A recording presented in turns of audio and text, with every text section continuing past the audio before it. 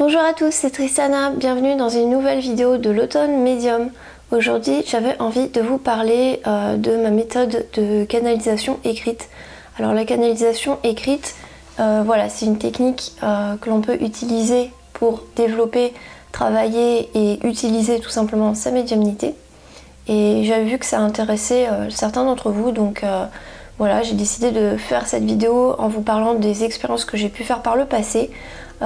Et c'est un peu une photographie en fait, cette vidéo de quelles sont mes connaissances de cette méthode à l'état actuel des choses. Après, je pense que par le futur ça pourra changer en développant des nouvelles techniques, en apprenant un peu plus et en affinant ma perception, notamment je pense surtout à tout ce qui est de l'ordre des écueils dans lesquels on peut tomber, l'écueil du mental notamment, où le mental va prendre le dessus, et ça c'est quelque chose que je lutte encore, contre lequel je lutte encore entre guillemets, même si c'est pas vraiment une lutte, c'est plutôt justement qu'il faut apprendre à lâcher prise, et c'est vraiment pas facile. J'ai appris à laisser plus parler mon ressenti, mes intuitions, et ça m'a beaucoup aidé dans cet exercice de canalisation écrite lorsque j'ai vraiment coupé le mental qui était beaucoup trop présent pendant une grande partie de ma vie.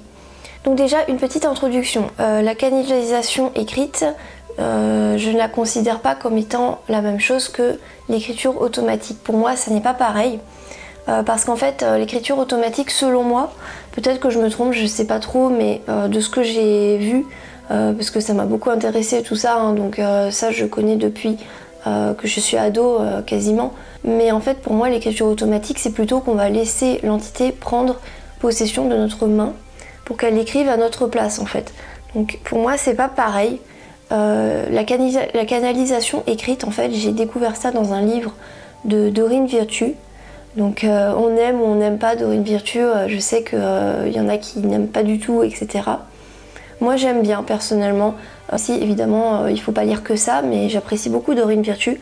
Elle m'a beaucoup aidé à amener beaucoup de douceur dans ma pratique. Et la canalisation écrite, donc j'ai découvert ça dans un de ses livres sur les anges. Et c'est à partir de là que j'ai commencé à pratiquer en fait, c'était il n'y a pas si longtemps que ça. Hein. Et en fait ça a été un peu une révélation.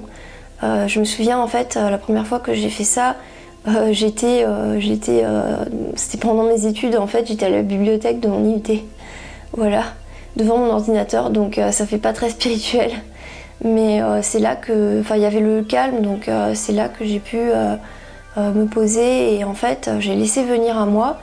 Et là, ben, voilà, j'ai écrit des choses et je me suis rendu compte que ça marchait vraiment bien. Et plus tard, j'expliquerai la différence, selon moi, avec le subconscient et tout ce qui peut être de l'ordre du subconscient, voilà. Mais pour moi, c'est pas la même chose, et je vais vous expliquer en quoi on peut différencier les deux. Parce que, ben, évidemment, on peut confondre les deux, mais en fait, quand on se base dans sa médiumnité, dans sa perception, on peut facilement faire la différence en fait. Il faut juste être vraiment dans son intuition. Et j'ai réalisé que ce protocole, je le faisais en fait déjà depuis très longtemps. En fait, j'écris beaucoup d'histoires, j'écris des romans en fait. Ça me permet un peu de me comprendre et de comprendre des choses qui sont de l'ordre du spirituel justement. Et pendant très longtemps, j'ai pas compris que c'était totalement lié. Récemment, j'ai réalisé qu'en fait, je le faisais déjà à travers des personnages que j'avais créés, qui sont en fait des guides, je pense. En fait, c'est des guides qui ont pris la forme de personnages. Mais c'est pas seulement, enfin, c'est pas comme quelque chose qu'on crée, qui est vraiment de notre création. Et maintenant, j'arrive bien à faire la différence entre la création liée au simple imaginaire et la création liée à quelque chose, une information qui nous vient et qu'on va essayer de transcrire par le papier en fait, pour mieux la comprendre, pour mieux l'intégrer. Et ça c'est vraiment quelque chose que j'ai beaucoup expérimenté étant enfant et adolescente, et qui était beaucoup plus facile à laisser venir, parce qu'en fait quand on est adulte on a beaucoup de filtres qui viennent se mettre sur nous et sur notre perception. Mais ça, l'imagination, je ferai sûrement une vidéo là-dessus, sur le lien entre imagination et médiumnité. Maintenant, je vais passer à la méthode pour faire de la canalisation écrite. Personnellement, comment je fais? Alors, je m'installe face à mon ordinateur, mais vous pouvez aussi vous mettre face à une feuille avec un stylo. Je pense que beaucoup vont préférer être à l'écrit manuel. moi personnellement je préfère l'ordinateur en fait parce que ça va beaucoup plus vite et quand je canalise l'information, ça parle très vite en fait. Donc j'écris très très vite. Après ça dépend des entités canalisées, mais la plupart c'est très rapide parce que c'est presque de l'ordre de la pensée, quoi. C'est très fulgurant. Mais en même temps il y a quand même des mots, mais voilà, ça va très vite. C'est comme si on écoutait un cours presque et qu'il fallait recopier tout ce que le prof disait mot à mot, c'est presque impossible, quoi. Donc moi je préfère l'ordinateur parce que ça va plus vite. Après le problème avec l'ordinateur c'est que ça met pas dans un état de relaxation vraiment parce qu'il y a les ondes. Moi j'ai remarqué que les ondes, je les sens vraiment, hein. Même quand j'ai pas conscience d'avoir un truc dans la pièce, je sens les ondes quand même et ça me perturbe. Et aussi la lumière bleue qui peut être un peu perturbante, et ça j'ai installé d'ailleurs une appli pour ça, ça s'appelle Flux. Mais c'est vrai que voilà, il y en a qui seront plus à l'aise avec l'un ou avec l'autre. Moi personnellement je suis plus à l'aise avec l'ordinateur. Ensuite il va falloir se mettre dans un état de relaxation. Donc vous allez fermer les yeux, prendre le temps de faire quelques respirations, mettre le dos bien droit et vous ancrer un peu éventuellement. Moi j'ai remarqué que m'ancrer m'aidait paradoxalement à m'élever. Donc je le fais à chaque fois maintenant. Quand je fais des méditations par exemple, ça m'aide à ressentir plus de choses. Vous pouvez utiliser des bougies, de l'encens. Faites bien attention à ce que ça soit pas trop sensoriellement, que ça soit pas trop présent non plus. Par exemple la bougie, ne la mettez pas ne la mettez pas trop près. L'encens, pensez à aérer un peu en même temps peut-être pour pas que l'odeur soit trop forte, ou alors mettez-le plus loin. Et évitez la musique parce que la musique ça va créer un brouhaha mental, ça va créer un brouhaha alors que le but en fait c'est d'utiliser notre oui subtil. Donc il va falloir éviter la musique de toute évidence. Mais l'essentiel, comme dans toutes les pratiques dont je vous parle, c'est de se sentir à l'aise, de se sentir relaxé et de se sentir bien à sa place, de se sentir dans quelque chose qui est fluide. Pour avoir des informations le plus facilement possible. Et aussi, il ne faut pas être trop fatigué parce que c'est quelque chose qui est très fatigant, qui demande beaucoup d'énergie. Et après, en général, on est très très fatigué. Donc essayez d'être bien reposé avant de faire ça. À ce moment-là, donc tout est prêt, vous êtes dans des bonnes conditions. Il va falloir appeler l'entité que vous souhaitez. Donc ça peut être un archange, un ange, ça peut être un ange gardien, ça peut être une entité, un dieu, une déité, hein. Par exemple dans le panthéon nordique, vous pouvez canaliser l'énergie de Freya et écrire ce qu'elle vous transmet. D'ailleurs, petite remarque, quand j'ai des informations comme ça qui m'arrivent souvent, en fait je suis pas dans un... c'est pas volontaire, je suis pas dans un exercice de canalisation. Enfin ça paraît un peu... Voilà, on a l'impression d'être un peu fou hein, quand ça arrive, mais bon, j'ai appris que c'était pas de la folie, il y a plein de gens qui l'expérimentent, donc voilà, faut pas se juger. Mais moi voilà, j'entends une voix en fait qui me parle et c'est pas une voix qui est à moi. C'est pas une voix qui est stressante, qui est dans la malveillance. Pas du tout, c'est une voix qui va expliquer des choses et qui va vouloir transmettre un savoir. Et c'est toujours ce que j'ai remarqué dans mes canalisations, que ça soit volontaire ou non. Des fois ça arrive la nuit, hein. Souvent c'est quand je suis dans un état d'entre-deux un peu. J'ai quelque chose qui m'arrive, mais quelque chose de très clair, très précis. C'est pas un brouhaha mental ou un brouhaha du subconscient. Et j'arrive vraiment à différencier les deux. Donc là, je me lève et j'écris en général. Je me lève et voilà, ça peut être 2h du mat, mais je me lève et j'écris parce que des fois, c'est important. Ou alors j'écris le lendemain, j'essaie de l'imprimer dans ma tête et j'écris le lendemain parce que souvent c'est des informations très très utiles pour moi. Et ça peut aussi être évidemment un guide qui vous est proche, un guide spirituel. Si vous connaissez le nom de l'entité, c'est mieux parce que ça donne un pouvoir pour l'invoquer. Après, c'est pas indispensable, hein, vraiment pas. Parce que les noms, il faut pas oublier que c'est une création pour mieux comprendre les énergies qu'on aborde, mais c'est pas une vérité en tant que telle. En tout cas, moi, c'est comme ça que je le vois. Alors attention, évidemment, il faut pas appeler n'importe qui. Il faut pas appeler des choses que vous ne maîtrisez pas forcément, ou il faut être dans une démarche respectueuse. Évitez d'appeler tout ce qui est les défunts. Moi personnellement je ne travaille pas du tout avec les défunts, déjà parce que j'en ai pas vraiment l'utilité puisque voilà, j'ai pas de lien particulier avec des défunts.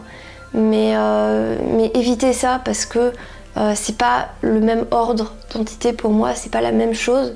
Je dis pas que c'est mauvais, etc. évidemment, mais évitez parce que ça va pas être la même énergie. Et on va dire que les défunts, d'après mes expériences, mes quelques expériences, c'est pas des entités qui vont être... c'est pas une question de respect, mais disons qu'elles vont pas forcément faire attention à ne pas vous charger d'énergie. Et vous allez peut-être être beaucoup plus chargé d'énergie que si c'était une entité plus éloignée comme un dieu ou une entité plus élevée comme un guide, qui là, ils vont faire attention en général. Voilà, une entité de l'ordre du défunt va avoir moins de conscience de ce qu'elle vous donne en fait, et ça peut être assez lourd. En tout cas, il n'y a pas à avoir peur, hein. C'est vraiment la chose à retenir, c'est pas comme l'écriture automatique. Là, vous êtes maître de ce que vous faites, c'est juste que vous allez percevoir une information et la retranscrire. Vous allez juste être vous allez recevoir une information. C'est comme écouter quelqu'un. En soi, ça ne va pas vous faire du mal d'écouter quelqu'un. Après, si vous vous sentez pas très bien, n'hésitez pas à appeler vos guides, à appeler vos anges gardiens, tout ça, tout ce que vous vous sentez à l'aise avec. Après, moi personnellement, de mes expériences, ça fait penser un peu à la vidéo qui est sortie récemment. C'est que même une expérience négative va vous apprendre, et voilà, vous n'allez pas forcément en ressortir. Vous allez forcément en ressortir avec quelque chose, une information, même si ça peut être douloureux. Bref, après ces quelques petites mises en garde entre guillemets, vous allez donc essayer d'écouter ce qu'a à vous dire l'entité. Donc comme j'ai dit, ça peut venir tout seul, hein. Quand vous vous connectez à une entité, ça vient tout seul, bam, il y a le flux qui arrive d'informations. Après, si vous faites la démarche de vouloir contacter l'entité, l'appeler, etc., en canalisation écrite, là il va falloir y mettre un peu du sien. Donc là je parle vraiment pour tout ce qui est guide plutôt, hein. Vous allez essayer d'entendre ce qu'on vous dit et de retranscrire. Et comment ça va se présenter? Vous allez avoir l'impression d'avoir des mots qui vous viennent, vous allez être dans un état de relaxation, donc vous allez être très réceptif, vous allez être comme un réceptacle en fait d'informations, et vous allez voir, alors ça peut être voir des mots, ça peut être les entendre, les percevoir, et des fois aussi, alors là on bascule peut-être dans l'écriture automatique, je sais pas trop, mais des fois je suis dans un état un peu de transe et en fait j'écris, enfin je suis très concentrée, presque comme endormie, et j'écris en fait, et ça me vient tout seul en fait, et je n'ai pas forcément conscience de ce que j'écris, et c'est quand je le relis que je vois ce que j'ai écrit. Mais la plupart du temps, surtout quand je suis dans un état qui est pas trop avancé de relaxation, ça va être des choses que je perçois et que je retranscris tout simplement. Il faut que ce soit fluide, il faut être dans un procédé d'écoute et pas de mentalisation. Il faut pas non plus chercher à comprendre ce qui est dit forcément, si ça fait pas sens c'est pas grave, on peut y revenir plus tard et déduire un peu le sens. Moi ça m'est arrivé certaines fois. Il y a des fois aussi où c'est tellement rapide que j'arrive pas à écrire tous les mots, du coup j'écris que certains mots. Et il faut être dans un total lâcher prise, il faut ne pas analyser, ne pas juger ce qui est dit. Si à un moment vous ressentez une fatigue intense, coupez le contact parce que ça veut dire que vous êtes à saturation et que voilà, vous êtes trop chargé. Donc coupez le contact en remerciant, etc.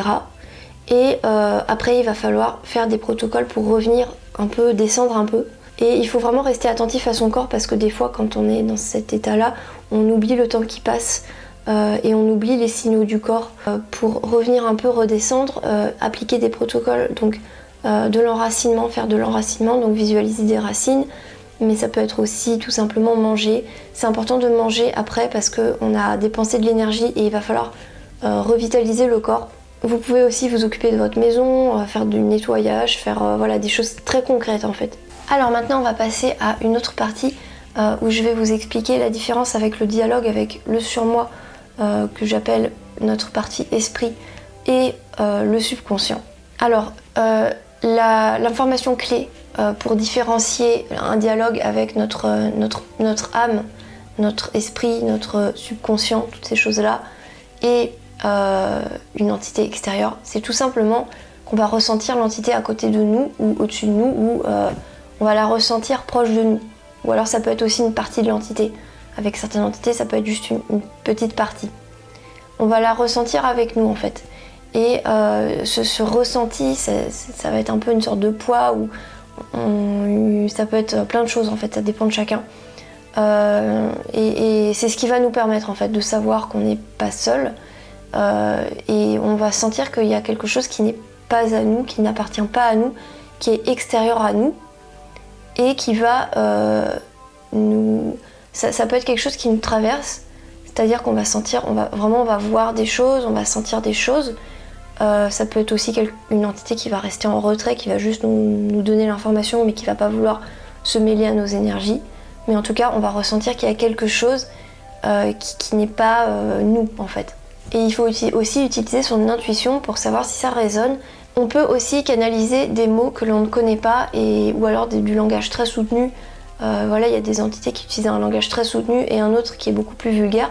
Il y en a même qui parlent en anglais. Ça m'est arrivé, hein, j'ai eu des mots en anglais et j'ai eu une conversation en anglais. Donc c'est vraiment bizarre quand ça arrive. Hein.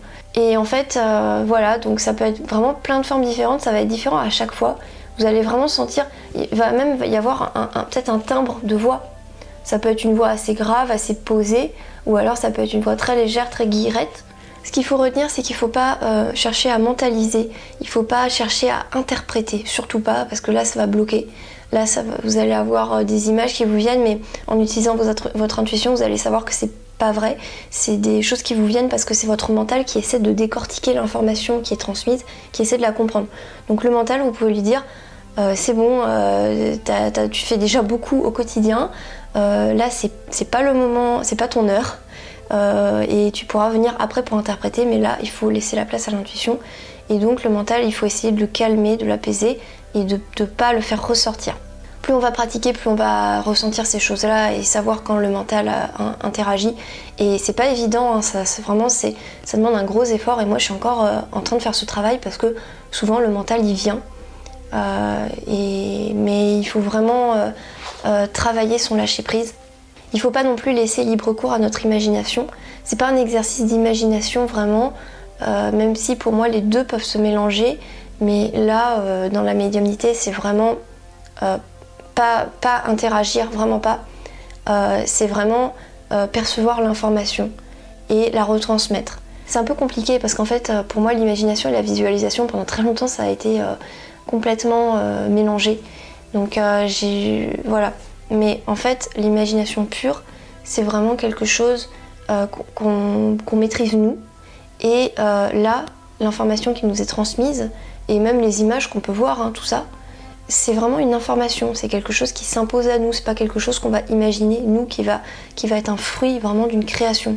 C'est compliqué à expliquer, mais en gros, ce sont des mots qu'on perçoit, qu'on entend et qu'on recopie, tout simplement. Et selon moi, le plus efficace, c'est quand vraiment on n'a pas conscience de ce qu'on écrit et qu'on relit après. Personnellement, quand j'ai fait ça, j'ai eu des choses assez particulières, des phrasés très particuliers et des informations très pures. Donc ça a été beaucoup plus efficace quand j'ai vraiment lâché prise totalement et que presque je n'écoutais plus en fait. Je n'écoutais plus, je retranscrivais juste. Pensez à bien revenir après avec l'ancrage, l'enracinement et aussi vous purifier. Voilà, c'est toujours utile de se purifier et surtout quand on a eu beaucoup d'informations, beaucoup de charges, surtout si c'est des choses qui sont assez fortes et qui sont assez personnelles, avec des guides par exemple où ça va être des énergies parfois qui sont assez, pas conflictuelles, mais voilà, ça peut être assez lourd en fait finalement et ça peut être assez impactant et on va avoir du mal à revenir à soi en fait. Ça dépend quelles entités, mais des fois ça va nous faire partir très loin, surtout si c'est des entités qui nous font, avec qui il y a un lien très profond. Donc là il va falloir s'enraciner mais aussi se purifier. Donc par exemple vous pouvez utiliser du gros sel que vous frottez sur vous. Alors ça peut être un peu irritant, je sais pas trop, moi personnellement je le fais, ça me pose pas de problème. Vous pouvez faire des bains avec du gros sel, des bains de pied avec du gros sel si vous n'avez pas de baignoire. Vous pouvez aussi faire brûler de l'encens de purification. utiliser un bol chantant. Donc voilà, il y a plein de techniques. Et donc voilà, je vais m'arrêter là. Mais n'hésitez pas à laisser un petit commentaire pour me dire ce que vous en pensez. Est-ce que vous utilisez cette méthode? Et laissez un petit like, vous abonner et n'hésitez pas aussi à aller regarder ma boutique totem sur quoizo.com. Merci de m'avoir regardé et je vous dis à bientôt sur la chaîne. Salut!